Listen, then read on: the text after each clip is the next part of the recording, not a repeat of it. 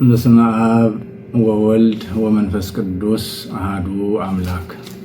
ብፁዕ ዘይሌቡ ላዕለ ነዳይ ወምስኪን እምልእት እኪት ያድህኖ እግዚአብሔር። ንድኻ ዝሓሊ ሰብ ብፁዕ እዩ፣ እግዚአብሔር ከዓ ብመዓልቲ መከራ የናግፎ። ኣብ ውሽጢ ዓድን ኣብ ወፃእን እትነብሩ እዚ መልእኽቲ እዚ ትሰምዑ ኩልኹም ኣብ ሃገርና ኣብ ትግራይ በፂሑ ዘሎ ናይ ጥሜት ሓደጋ ኩልና ብማሕበራዊ ሚድያ ብዝተፈላለየ ዜናታት ንሰምዖ ኣለና።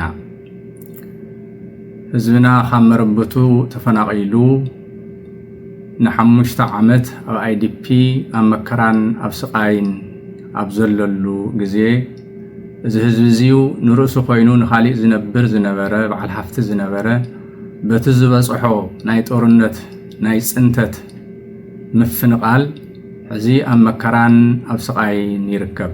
ብፍላይ ኣብዚ ሰሙን ዝረኣናዮ ዘስካሕክሕ ዓፅምን ቆርበትን ተጣቢቑ ብጣዕሚ ንህሊናኻ ዝወቅስ ሰብኣውነትካ ኩሉ ህሊናኻ ምፍጣርካ ዘፅልእ ኮይኑ ንሪኦ ኣለና። በዚ መሰረት ኣብ ዓዲ ውስጥን ኣብ ተፈላለየ ወፃእን ሓገዝ ንምግባር መልእኽትታት ይመሓላለፉ ላዕሊ ታሕቲ ይበሃል ኣሎ። ኣብ ትግራይ ብፁዓን ኣቦታት ሊቃነ ጳጳሳት መልእኽቲ ኣመሓሊፎም ኣብ ውስጥን ኣብ ደገን ኩለን ኣብያተ ክርስቲያናት ኩሉ ህዝቢ ነዚዩ ንክሕግዝ መልእኽቲ ኣመሓሊፎም እዮም። በዚ መሰረት ኣብ ወፃእ ንርከብ ኩልና እውን ነዚ ኣብ መከራ ናብ ስቃይን ዘሎ ህዝብና ሓገዝ ንምግባር ዝግጅት እናተገብረ በብኣብያተ ክርስቲያናቱ ሰበካ ጉባኤ ኩሎም ንዑ ዝምልከቶም እናተደራጀና ብፍላይ ደሞ ሰሙን እዚዩ ናይ ልደት ሰሙን ስለ ዝኾነ ዝመፅእ ንድለትን ነውፅኦ ድግስ ንዕኡ እንህቦ ውህብቶ ኩሉ ነዞም ወገነታትና ንዓኣቶም ንኽበፅሕ ንኽንገብር ብእግዚአብሔር ስም ሓደራ ንብል። ምክንያቱ ሃይማኖታዊና ሞራላዊ ግዴታ ኣለና ኩልና። ህዝብና ከምዚዩ ብፅንተት ክጠፍእ ዓይንና እናረኣና ህሊናና ኣይኽእለናን እዩ። ስለ ዝኾነ በቢ ዘለኹሞ በቢ ኣብያተ ክርስቲያን ይኹን በቢ ናብዚ ናይ እርዳታ መሰባሰቢ ዘለዎ ኩልኹም እዚ ዓቕምኹም ንኽትገብሩ በዚሁ ሓደራ ንብል። ልደት ከዓ ናይ ውህብቶ ስለ ዝኾነ ክርስቶስ እውን ንዓና ክብል ስለተዋሃበና ህፃን ተወልደነ ወልዲ ተውህበለነ ዝብል እሞ ንሕና እውን እቲ ንገብሮ ድግስ ቀኒስና እቲ ንለዋወጦ ውህብቶ ኩሉ ነዞም ኣብ መከራ ናብ ስቃይን ዘሎ ህዝብና ንክኸውን ፃውዒትና በዚ ንቐርብ። እግዚአብሔር ይባርኽኩም፣ እግዚአብሔር ይቀድስኩም። ንትገብርዎ ስራሕ ኩሉ እግዚአብሔር በረከቱን ፀገን ይብዝሓልኩም።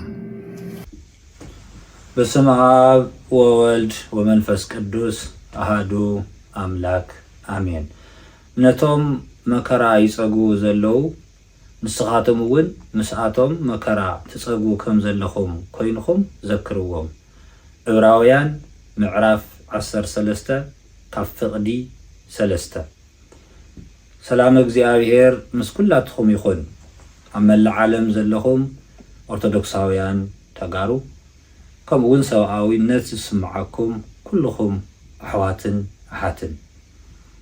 ከምቲ ዝፍለጥ ህዝቢ ትግራይ ከምቲ እውን ብማሕበራዊ ሚድያ ትርእይዎ ዘለኹም ኣብ ሕንፃፅ ከም መርኣያ ኮይኑ ዝረኣይ ዘሎ ህዝብና ኣብ ተፈላለየ ሽግርን መከራን ብጥሜት ብመከራ ይፀግብ ኣሎ። ንሕና ድማ ከም ተጋሩ ከምኡ እውን ከም ኣመንቲ ትናታቶም መከራ ንዓና እውን ክስምዓና ይግባእ ማለት እዩ። ይስምዓና እውን ኣሎ። ብዙሓት ኣካላት እውን ሓገዝ ይገብሩ ኣለዉ። ሕዚ ኣብዚ ዝቐረብናሉ ምክንያት ኣብ ሃገረ ስብከት ኣውሮፓ ዘለኹም ኩልኹም ኣብያተ ክርስቲያናት ትመርሑ ዘለኹም ኣቦታት ካህናት ከምኡ እውን ምእመናን ኩልኹም ንህዝብና ሓገዝ ንክትገብሩ ፃውዒት ንምቕራብ እዩ ማለት እዩ። ምክንያቱ ካብቲ ጀኖሳይዳዊ ፅንተት ዝተረፈ ሕዚ ድማ ብጥሜት ህዝብና ይሃልቀና ኣሎ። እዚ ህዝቢ እዚ ዓርሲ ክኢሉ ብዙሕ ዝሕግዝ ዝነበረ እዩ ካብ ምዕራብ ተፈናቐለ። ሕፃብ ከም መርኣያ ኮይና እምበር ኣብ ኩለን ኣብ ትግራይ ዘለዋ IDPs ወይ ድማ ናይ መጽለሊ መዕቆቢ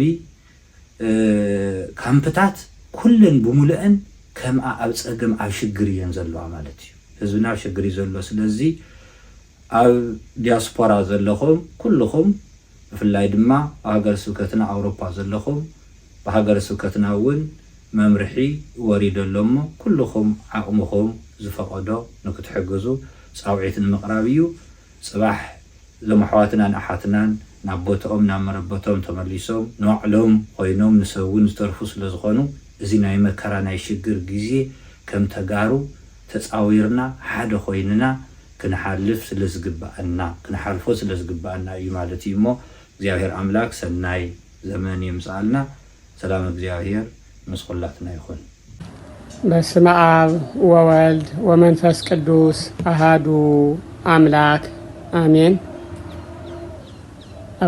ውሽጥ ዓድን ኣብ ደገን ትርከቡ ወገናትና ኩልኻትኩም ሰላም እግዚአብሔር ምስኩልኻትኩም ይሁን ብ2018 ዓመተ ምህረትን ብርሃነ ልደት እውን በሰላም መብጽሐኩም እናበልኩ መኑ እንከ እምሉ ሰለስቱ ዘይከውኖ ቢጾ ለዘበጥዎ ፈያት ወይቤ ዘገብረ ምህረተ ለአይሌሁ ወይቤ ለኢየሱስ ሁርኬ አንተኒ ግበር ከማሁ ናይ ሉቃስ ወንጌል ምዕራፍ 10 ካብ ቁጽሪ 36 ዝርከብ ኃይለ ቃል እዩ ናብ ትግርኛና ክንመልሶ እንተለና ነቲ ኣብ ኢድ ከተርቲ ዝወደቐ ካብ ሰለስቲኦም ብጻይ ዝኾኖ መን ይመስለካ ንሱ ድማ እቲ ሰናይ ዝገበረሉ በሎ ኢየሱስ ከዓ እምበኣር ኪድሞ ንስኻውን ከምኡ ግበር ይብል ናይ ጎይታና ቃል እዩ ክብር ምስጋና ንኣምላኽናን መድሓይናን ኢየሱስ ክርስቶስ ይኹን መንፈሳውያን ደቅና ምእመናን ኣብ ወፃእን ኣብ ውሽጢ ዓድን እትነብሩ እዚ ሎማዓንቲ እዚ ናብዚ ዘብፀኒ ኣብ ሃገርና ኣብ አይዲፕ ዘለው ብፍላይ ኣብ ህፃፅን ኣብ ድንኳናትን ዘለው ወገናትና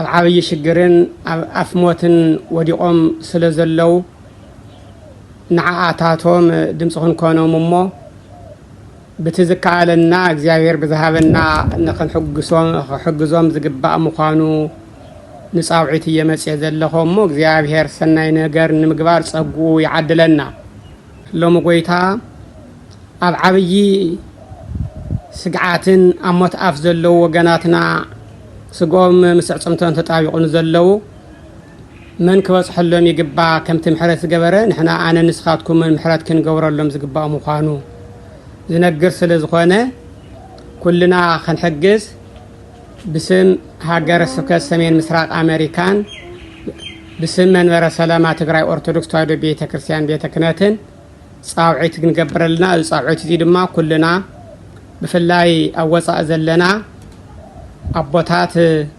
كلنا تمخاخرنا له صلينا له زتينا له سلزخانة كلنا كاموت كندحنهم وقناتنا أبوتاتنا نديتاتنا حادرا نبل مالتس لدت ون اندامص ግን ክሻዕ ልደት ጸንሕዶ ይጸንሑን ኩልና በትግዚአብሔር ዝሃበና ጸጋን ብዝከኣልና ሓገዝ ክንገብረሎም ካሞት ክነድሕኖም ይግባእና ዘለናዮም ኣነ ንስኻትኩም ኢና ኣብዚ ግዜ እዚ ኣብ 21 ክፍለ ዘመን ሰብ ጥሜት ክመውት ኣይነበሮን ዘይተዓደልና ኮይና ግን ሓደነት ሲኢና ፍቅሪ ሲኢና እንሆ ተበታቲና ኣዴታትና ኣቦታትና ኣሕዋትና ንሓትናን አበሳን በደልን ዘይብሎም ህፃናት ብሞት ይቆሰፈና አለው ስለዝኾነ ድማ ታወቀሳን መድሓን ኩለና እጃምና ክነውጽሞ ብኩለን አብያተ ክርስቲያናትን አይጉረ ሰብከታትን መምርሒ ክመሓላለፍ እዩሞ ኩለና ዝከኣለና ንኽንገብር ጻውዒትና ንቀርበለና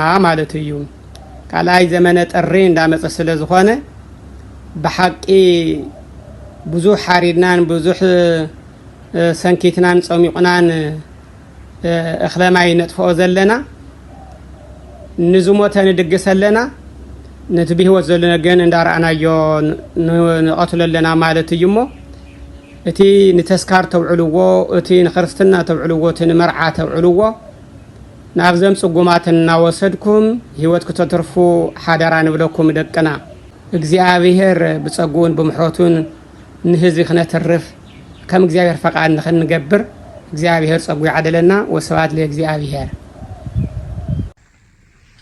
በስመ አብ ወወልድ ወመንፈስ ቅዱስ አሃዱ አምላክ አሜን።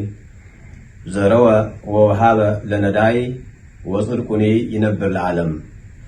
ንድኻ ብልክሲ ሃበ ጽድቅ ኮይኑውን ንዘለዓለም ይነብር፣ ጽድቁውን ንዘለዓለም ይነብር።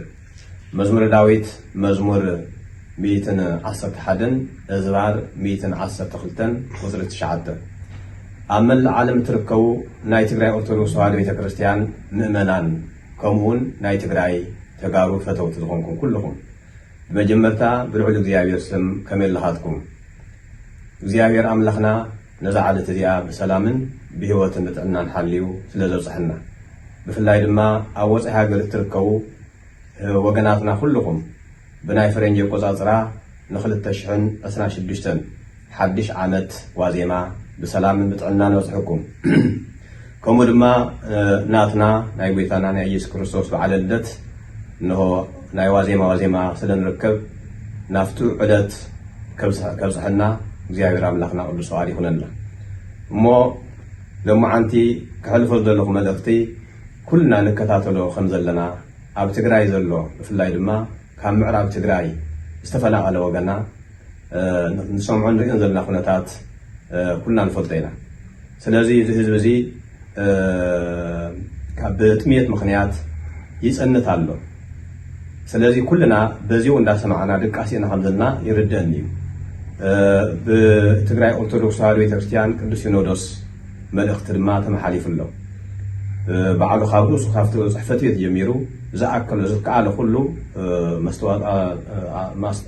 እንዳዋፅእ ዝርከብ ከምኡ ድማ ኣብ ትሕቲ ትግራይ ኦርቶዶክስ ተዋህዶ ቤተክርስትያን ዘለዎ ኣይጉር ስብከታት እውን ኣብቲ ዘለዎ ቦታ ህዝብን ኣተሓቢረን ነዚ ህዝቢ ካብቲ ኣትይዎ ዘሎ መከራ ካብቲ ኣትይዎ ዘሎ ናይ ጥሜት መከራን ስቃይን ክድሕን ምእንቲ ቶሎ ኣተሓቢረን ክልእኻ መልእኽቲ ኣተሓላሊፉ ኣሎ። ስለዚ በዚ መሰረት ኣብ ትሕቲ ሃገረ ስብከትና ዘለኽን ኣጥቢያ ቤተክርስትያናት ኩልኹም ምእመናን እንሆ ደብዳቤ ተፃሒፉ ተለኣይኹሉ በብደብሩ ነቲ ደብዳቤ ምላሽ ብምሃብ ቶሎ ብኮሚኒቲ እውን ገንዘብ ይዋፅእ ከም ዘሎ ሰማዕ ኣለኹ እየ።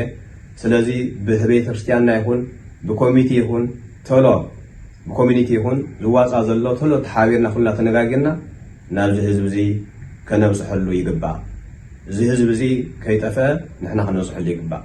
ኣብ ትሕቲ እግዚአብሔር ኣምላኽ ካልእ ሰብ የብሉ፣ ካልእ ሓይሊ የብሉ። እቶም ሓይሊ ንሪኦም ኣለና ዝተኣኻኸበ ገንዘብ ኣብኡ ክበፅሕ ዘይከኣለ በብቦትኡ ይሕደጉ ከም ዘለዉ ንርኢ ኣለና እሞ ንሕና ኣብ ደገ ዘለና ብፍላይ ዲያስፖራ ዘለና ህዝቢ ክርስቲያን ኣብ ዓለም ዘለኹም ኩልኹም ኢደይ ኢድና ተባሂልና ከምታ ልማድና ከምታ ናይ ቅድሚ ሕጂ ትግበር ነበረት ልማድና ኩሎም እውን እዚ ህዝቢ እዚ ኣብ ቅድሚ እግዚአብሔር ከይንፍረድ በደል ከይኮነና እዚ ህዝቢ እዚ ክነድሕኖ ዓብዪ ሓላፍነት ስለ ዘለና ሓደራ ዘረወ ወወሃበ ለነዳይ ወጽድቁን ይነብር ለዓለም። ንሆ ንነዳይ ማለት ንዝተሸገረ ንፀመየ ንዝረሃበ ዝረደአ ዝሓገዘ ጽድቁ ንዘለዓለም ክነብር እዩ። እቲ ኣብዚኣ ንህባ ሳንቲም ዛብዚኣ ንውፍያ ገንዘብ ኣብ ቅድሚ እግዚአብሔር ተፃሒፋ ክንረኽባ ኢና። መንግስተ ሰማያት ትእቱ ዋጋ እውን ስለ ዝኾነት ኩልኩም ተሓቢርኩም ህዝበ ክርስቲያንና ሓደራ እዚ ህዝቢ ክነድሕኖ ብስም እግዚአብሔር ሓደራ ይብል። እግዚአብሔር ኣምላኽና እዚ ህዝቢ እዚ ካብቲ ኣትይዎ ዘሎ መከራ ወፂኡ ናብ ቦትኡ ተመሊሱ ናብ ምዕራብ ትግራይ ተመሊሱ እንሆ ተዓንጊሉ ህይወቱ ብሰናይ ብሰላም ብፍቅሪ ኮይኑ ዝመርሐሉ ግዜን ሰዓትን ክበና ኸሪአና እግዚአብሔር ኣምላኽና ቅዱስ ፈቃድ ይኹነልና። አሜን።